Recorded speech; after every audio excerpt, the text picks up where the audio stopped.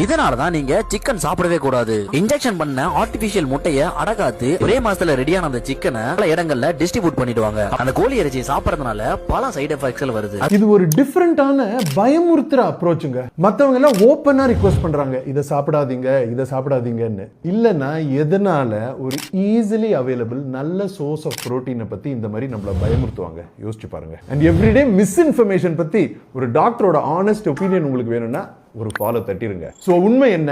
Heart டிசீஸோ கேன்சரோ டயபிட்டிஸோ வரதுக்கு main reason physical activity இல்லாதது, அதிக ஸ்ட்ரெஸ், தூங்காம இருக்கிறது, ப்ரோசஸ்ட் ஃபுட்ஸ் நிறைய சாப்பிடுறது அண்ட் புரோட்டீன் ஓவராலா நம்ம கம்மியா சாப்பிடுறதுங்க. சோ இங்க பாத்தீங்கன்னா சிக்கன் சாப்பிடுறது பிரச்சனை இல்ல, சிக்கன் சாப்பிடாம இருக்கிறதுனால தான் நிறைய நோய் வருது. ரெண்டாவது விஷயம், பெண்களுக்கு ரொம்ப சீக்கிரமா பீரியட்ஸ் வருதுன்னு. இது வெஜிடேரியன் சாப்பிடுறவங்களுக்கும் வருதுங்க, நான் வெஜிடேரியன் சாப்பிடுறவங்களுக்கும் வருது. இதுக்கு காரணம் ஹார்மோன்ஸ் ஆல்டர் பண்ற கெமிக்கல்ஸ் நம்ம யூஸ் பண்ற நிறைய ப்ராடக்ட்ஸ்ல இருக்கு. பிளாஸ்டிக்ஸ்ல, காஸ்மெட்டிக்ஸ்ல, பெர்ஃப்யூம்ஸ்ல, சமைக்கிற பாத்திரங்கள்ல, ப்ரோசஸ்ட் ஃபுட்ஸ்ல இருக்கிறதுனால ப்ரோசஸ்ட் ஃபுட் மார்க்கெட் அவாய்ட் பண்ணிட்டு சிக்கன் சாப்பிட்டீங்கன்னா பிரச்சனை இல்ல.